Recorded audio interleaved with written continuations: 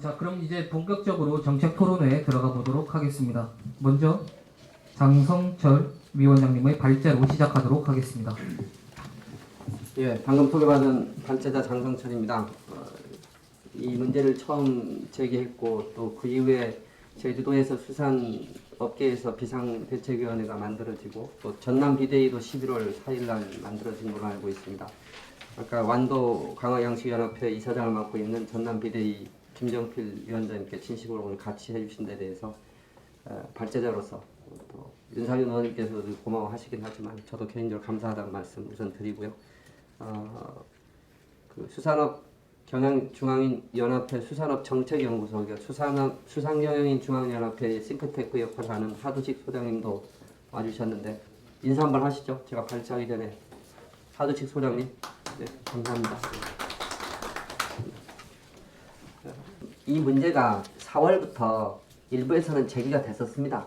4월달 전기요금이 오를 때가 또 그때도 정액 요금을 일률적으로 올렸고요. 이번 10월달에 와서 정액 요금을 일률적으로 올렸는데 이게 그 정상적인 인상이냐는 아닌 것 같습니다. 아까 이게 요금 전략 처장님 면담하시는데 한전 여러 가지 적자고 또 뭐 매일 채권 마련하고 지금 뭐 경영상의 위기가 상당히 높은 수준까지 와 있다 하는 말씀을 들었는데 물론 언론에도 났고요. 그럼에도 불구하고 저희 입장에서는 1차 산업 종사자들의 생존권이 많이 위협받는 상황이다라는 판단 때문에 이 두 가지 문제를 어떻게 조화롭게 해결할 수 있는 합리적 대안이 없겠는가 하는 그런 관점에서 이 문제를 시작을 했고요. 다들 아시겠지만 4월 1일은 1월 1일 대비 4.9원이 올랐고 10월 1일은 4.9원 올릴 걸로 예고했다가 2원을 더 추가해서 이렇게 올렸습니다. 2.5원을 추가했죠. 그래서 7.4원이 됐고. 근데 이 계획이 2021년 12월에 문재인 정부 때 이미 확정이 됐던 겁니다. 근데 그것도 1, 4분기는 건너뛰고 2분기, 3분기에 올린 거고요. 지금 4분기도 제가 듣기로는 인상 계획을 한전이 갖고 있습니다. 그러다 보니까 이런 것들이 계속해서 반영해 나가는 것이 과연 타당한가 말씀드리고, 첫째는 용도별 차등요금제입니다. 용도라고 하는 것이 우리는 논평을 할 때 그동안 업종별이라는 표현을 썼는데요.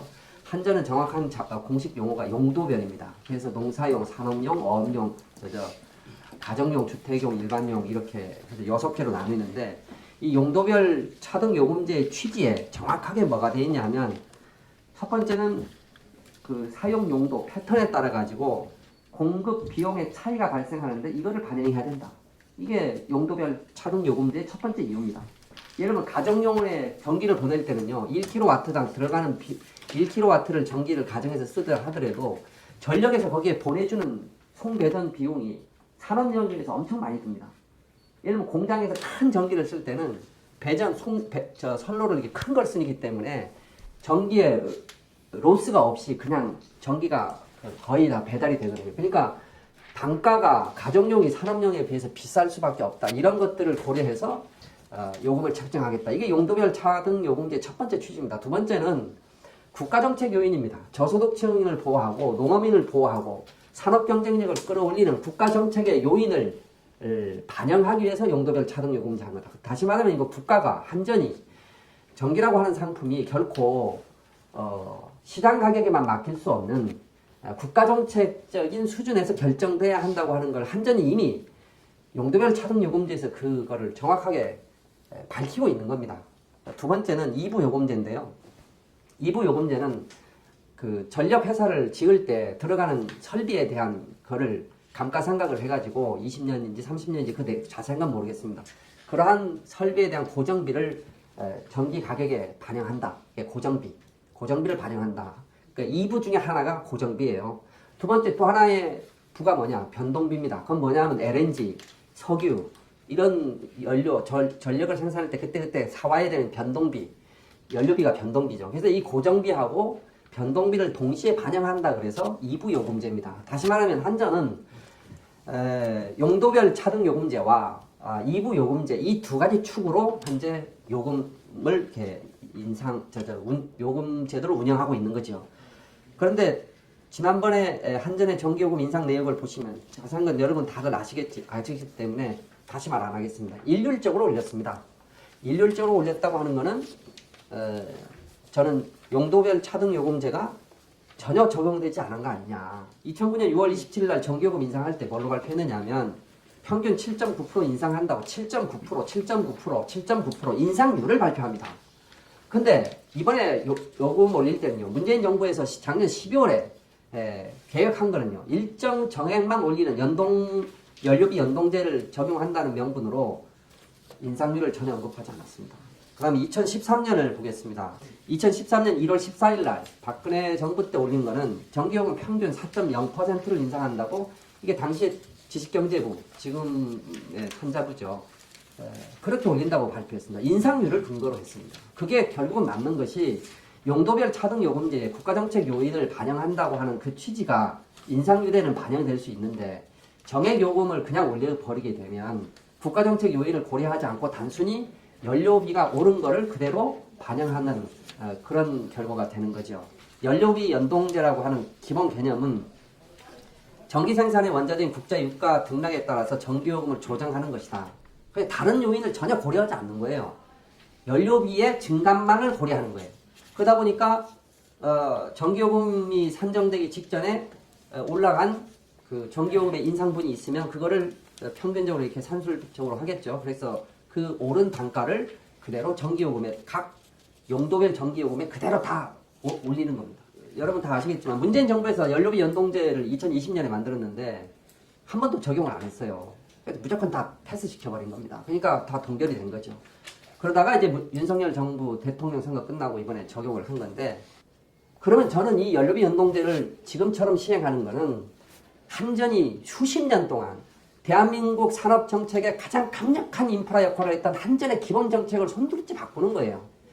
그렇다면 이거는 국민적 공감대가 있어야 됩니다. 그리고 그 중에서도 국가 정책에 가장 큰 영향을 받아왔던 혹은 그것이 마이너스든 플러스든 영향을 받아왔던 그룹에 대해서 일정 정도의 취지와 방향을 설명을 하고 상당한 수준의 공감대는 받아내고 정책을 해야 되는 거죠.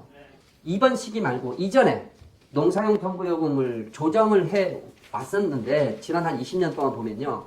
다른 전체 전기값이 43% 2001년부터 21년까지의 자료입니다. 한전에서 우리 윤상현 의원실에 낸 자료인데 43%가 오를 때 농사용 전기요금은 10% 정도 올랐습니다. 그러니까 사실은 농업보호라고 하는 그 기본 취지가 어떤 면에서는 지난 20년 동안은 상당히 잘 지켜져 왔던 거다 이렇게 볼 수도 있는 거죠. 전 그래서 결론적으로 대안이 뭐냐? 그러면 아까도 어느 분이 그 얘기 하더라고요. 농사용 전기요금 그냥 올리지 말라고 하는 건 아니다. 아까 저한테 그러시더라고요. 좀 이렇게 쉽게 살살 좀 적응할 수 있게 완충이 가능하게 수용이 가능한 수준으로 점진적으로 단계적으로 올려야 되는 거 아니냐 하는 얘기를 제가 많이 들었는데요.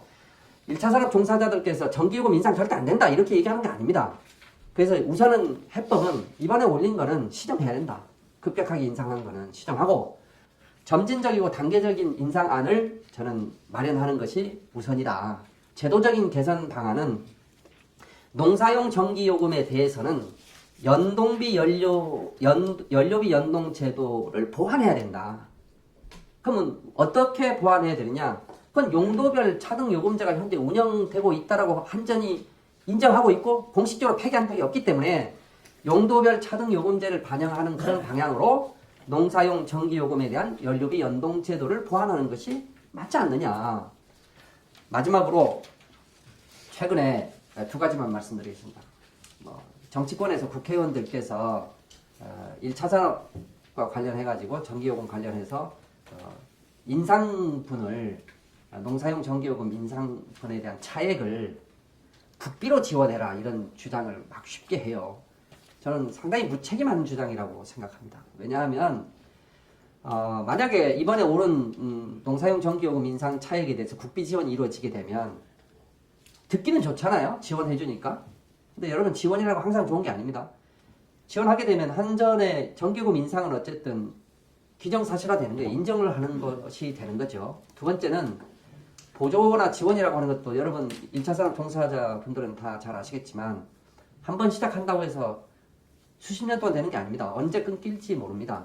예? 그러니까 이런 그 비정상적인 방법으로 땜빵하는 식의 그런 처방을 포퓰리즘식으로 얘기하는 거는 문제 해결에 도움이 안 되기 때문에 저는 그를 대안해서 아예 논쟁 안 하고 제가 글을 마치면서 그냥 보론적으로 한 말씀 드리는 겁니다. 두 번째는 제가 이 농사용 정보요금과 관련해서 자료들을 쭉 읽다가 물론 여기 에너지 전환 포럼에서도 오셨고 농경연구원도 오셨고 에너지연구원 박사님하고 이제 이렇게 얘기도 좀 해봐야 되겠지만 2000년에 IMF 위기 때 이 여러 가지 우리나라 경제 체제를 수술한다는 여러 가지 이유로 대기업 빅딜러가 막 했지 않습니까? 금융산업 구조 개편도 하고인데 그 중에 한국전력 구조 개편 계획을 2000년에 만들어서 2001년에 시행을 합니다. 김대중 정부 때. 김대중 정부 때 만들어진 한전 구조 개편이 지금까지 이어지고 있는데 노무현 정부 때 뭐 전부 다 계속 그렇게 해왔잖아요. 그걸 기정사실화 해왔는데 전 이 2001년 한전 체제에 대한 근본적 재검토가 필요하다. 그게 사실은 농업의 보호를 위한 전기요금 정책의 근본적 해법일 수도 있다. 그래서 농사용 전기요금 급격한 인상에 대한 시정. 두 번째, 점진적, 단계적 인상한 마련. 그리고 용도별 차등 요금제의 취지를 반영한 농사용 전기요금, 연료비, 연동제도 보완. 그다음에 에너지 자립형 1차 산업 전기 공급 체계 구축. 이런 걸 대안으로 다시 한번 여러분한테 강조하면서